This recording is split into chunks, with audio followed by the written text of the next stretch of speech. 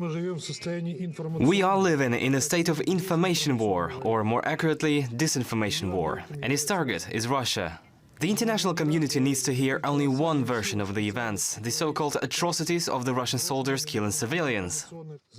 And yet the international community doesn't need to hear anything about Ukrainian provocations, about the way their army uses civilians as human shields. They don't let civilians use humanitarian corridors, which Russia provides. If someone does escape, they are shot in the back by Ukrainian forces. There is plenty of evidence for this. You just don't want to hear it. When the members of the Security Council, the countries, started speaking, it became clear there were very big differences between the major powers represented. When the representative of China spoke, he used the opportunity to call for a de-escalation, but also to criticize the NATO coalition and call out the anniversary of the day on which NATO forces attacked the Chinese embassy in Yugoslavia. Delivering weapons to Ukraine will not deliver peace, and the conflict has no winners. Dialogue with negotiations are the only and inevitable way to resolve disputes. Far from making Europe any safer, NATO's constant eastward advance since the Cold War have sowed the seeds of conflict. On the 7th of May, it will have been 23 years since NATO fired a number of precision-guided missiles at the Chinese embassy in Yugoslavia. China will never forget such a barbaric atrocity and will never allow this to be repeated again.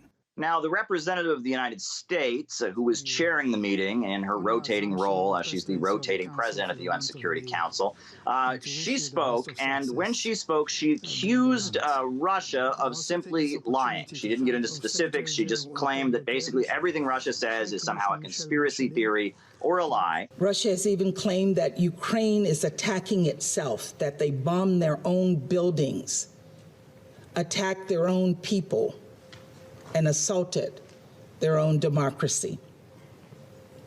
These lies defy all logic, all evidence, and common sense.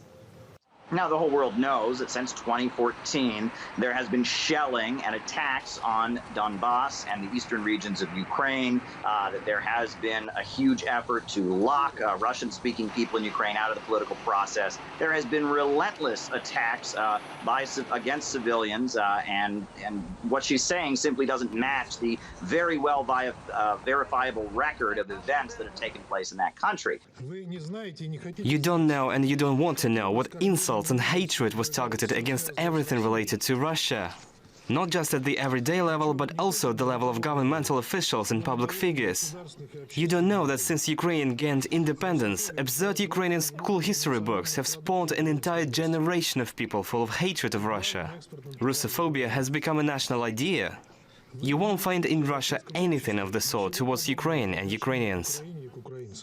It became very clear in the testimony that was heard, as well as from the remarks made by various countries, it became very, very clear that there is a big gap between how the major powers represented in the Security Council view these events. U.S. leaders have a narrative where Russia is simply acting nonsensically without any possible provocation.